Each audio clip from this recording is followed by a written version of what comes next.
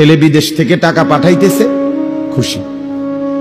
ছেলে বিদেশ থেকে টাকা টুকা ঠিক মতো দেয় না বা কামাই রোজগারি কম, জিজ্ঞাসা করবেন কেমন আছেন, কি এর বালা? আমরা আর বালা কি? হ্যাঁ, কি সমস্যা কি তা চাচা? এ ফোলাগারে কত ঋণ ফিন কইরা সুদে টাকা নিয়া কিস্তিতে টাকা লইয়া বিদেশ পাঠাইছি, তেন টাকা পয়সা পাঠায় না, আর বালা কি? তাহলে উনি দুঃখী কেন? টাকা নাই। আবার টাকা পাঠাইতেছে, মাশাআল্লাহ, পান খাওয়ার স্টাইলই আলাদা,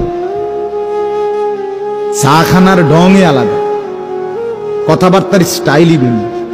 কেমন আছেন? আছি আল্লাহর রহমতে, আপনাকে দোয়ায়, 10 জনের দোয়ায় আল্লাহ ভালোই রেখেছে। কেমনি ভালো? এতে আল্লাহর রহমতে টাকা পাঠায়, আমরা তার মা আমি আমরা মিল্লা খাইয়া পইরা ভালো আছি। তাহলে ভালো থাকে দুনিয়া ভালো থাকে, ভালো নাই দুনিয়া ভালো না থাকে। তো আখিরাত, কবর, মৃত্যু পরবর্তী জিন্দেগি, সেই জন্য কি ব্যাপার? তার জন্য কোনো আলোচনা লাগবে না,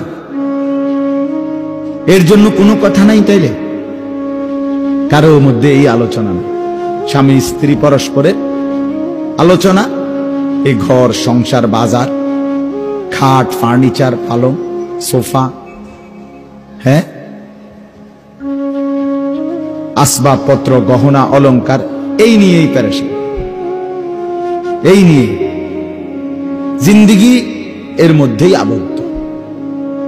তো আখিরাত তাহলে কার জন্য? পরকাল কার জন্য?